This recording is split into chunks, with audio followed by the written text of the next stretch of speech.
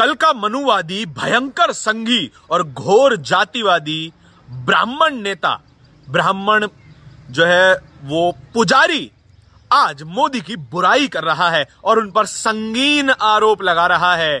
ये क्या कह रहा है, ये खबर मैं आपको बताऊंगा। दूसरी खबर है आरक्षण से जुड़ी हुई। आज सुप्रीम कोर्ट का फैसला आया है जिसमें सुप्रीम कोर्ट ने ईडब्ल्यूएस आरक्षण को वैध सिद्ध किया है और कहा है कि ईडब्ल्यूएस आरक्षण में कोई समस्या नहीं है। हालांकि उस बेंच में 5 जज थे जिसमें से 3 ने समर्थन किया और 3 ने समर्थन नहीं किया। लेकिन उससे जुड़ी एक खबर है, वो आगे आपको बताने वाला हूं। तीसरी खबर कौन सी है? कॉमेडियन है वीरदास, उनके साथ एक घटना हुई है। हिंदूवादी संगठनों ने एक घटना को अंजाम दिया और उनको बड़ा झटका लगा है।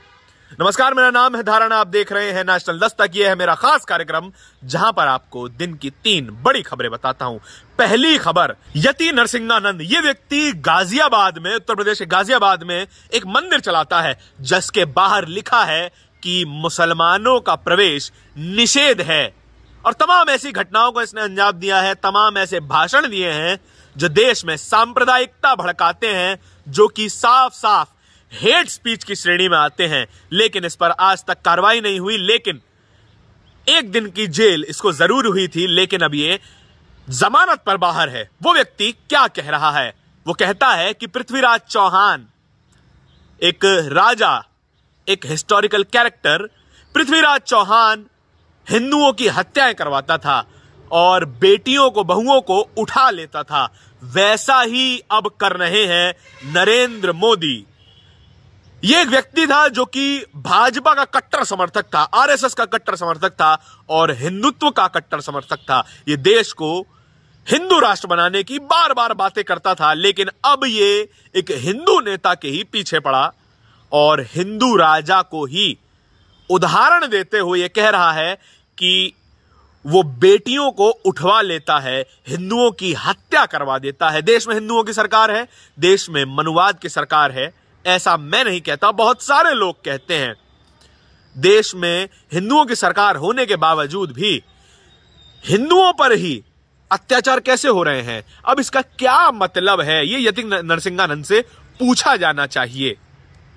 आपके क्या विचार हैं यति नरसिंहानंद के बारे में? ये घोर जातिवादी, घोर मनुवादी व्यक्ति जो कि मुसलमानों से दिलो जान से नफरत करता है, मंदिर तक में घुसने नहीं देता, उसके बारे में आपके क्या विचार हैं? कमेंट सेक्शन में जरूर बताएं। दूसरी खबर क्या है? देश के वरिष्ठ पत्रकार हैं दिलीप मंडल। वो ईडब्ल्यूएस की कार्रवाई को बड़े लंबे समय से फॉलो कर रहे थे और आज इस वीडियो के रिकॉर्ड होने के दिन 7 नवंबर 2022 को सुप्रीम कोर्ट का ऑर्डर आ चुका है। वो कहते हैं कि ईडब्ल्यूएस आरक्षण जो है जायज है, ईडब्ल्यूएस आरक्षण होना चाहिए और उसका समर्थन करते हैं। लेकिन ये 5 जजों की बेंच थी जिनमें से 3 जजों ने इसका समर्थन किया है और 2 जजों ने विरोध में फैसला सुनाया है। लेकिन इस फैसले में एक परत और नीचे जाने की जरूरत है, जो कि दिलीप मंडल गए।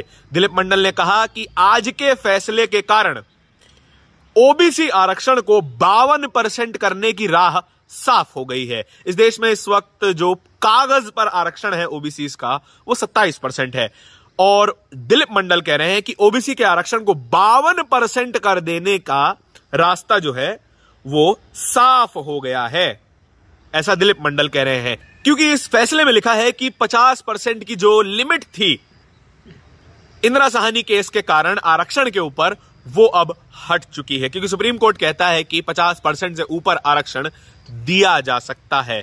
तो दिलीप मंडल ने इससे क्या नतीजा निकाला? वो कहते हैं कि ओबीसी का आरक्षण अब 52% किया जाने की राह साफ हो गई। अब सरकार के पास कोई कारण नहीं है ओबीसी आरक्षण बढ़ाने से मना करने का। अब आरक्षण बढ़ाने का प्रेशर सरकार पर लगातार बढ़ाया जाएगा और जो ओबीसी समाज बीजेपी को दबा के वोट करता है, उसको ये मांग उठानी चाहिए कि आपने सवर्णों को आरक्षण दे दिया जिनका रिप्रेजेंटेशन ऑलरेडी बहुत ज्यादा है, उनकी जनसंख्या के अनुपात में ऑलरेडी वो सरकार में ज्यादा बैठे हैं, फिर भी उनको 10% आरक्षण ज्यादा दिया गया। तो क्यों ना अब ओबीसी का भी आरक्षण बढ़ा दिया जाए। आपके क्या विचार है मैं जानना चाहता हूं, लेकिन उससे पहले तीसरी खबर सुनते जाइए।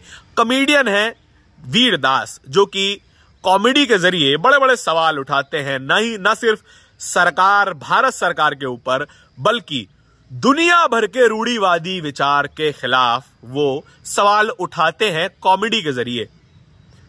कला हमेशा से ही सवाल उठाने का एक तरीका रही है, फिर वो चाहे संगीत हो, नाटक हो, गाने हो या फिर कविताएं हो, और हाल ही में ही उपजा नई कला की विधा स्टैंड अप कॉमेडी हो। बहुत सारे स्टैंड अप कॉमेडियंस हैं जो कि सवाल उठाते रहते हैं।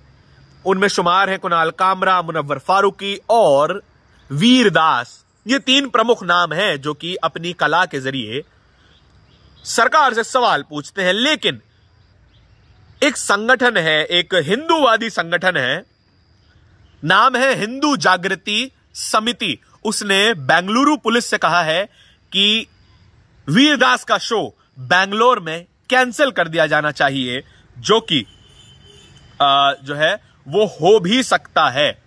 बेंगलोर पुलिस इस पर अमल भी कर सकती है, क्योंकि वीरदास के पहले भी कई शो जो है वो कैंसिल किए गए हैं इसी तरीके के संगठनों के दबाव के द्वारा। कुणाल कामरा के तमाम शोज कैंसिल हुए थे और मुनव्वर फारूकी के तमाम शोज कैंसिल हुए थे, बस इस वजह से कि वो सरकार से सवाल पूछते हैं। इसके बारे में आपके क्या विचार हैं कि देश में सवाल पूछने की जगह, देश में सवाल किए जाने की जगह क्या खत्म होती जा रही है? क्या अब हम एक तानाशाही में जी रहे हैं? ऐसा मैं नहीं कह रहा, मैं आपके विचार जानना चाहता हूं। आपको क्या लगता है कि ये जो यति नरसिंहानंद है, पुराना संघी, पुराना जातिवादी, अब पलट क्यों गया? मोदी पर हमला क्यों कर रहा है? मोदी सरकार पर हमला क्यों कर रहा है अपने विचारों से? और ओबीसी आरक्षण को 52% किए जाने की क्या राह साफ हो गई है? क्या सच में ओबीसी आरक्षण 52% करने के लिए सरकार पर दबाव बनाया जा सकता है? और तीसरा, वीरदास का शो क्या कैंसिल हो जाएगा? और क्या इस देश में कला के जरिए सवाल पूछने की जगह खत्म हो गई है? आपके विचार जरूर जानना चाहूंगा। धन्यवाद।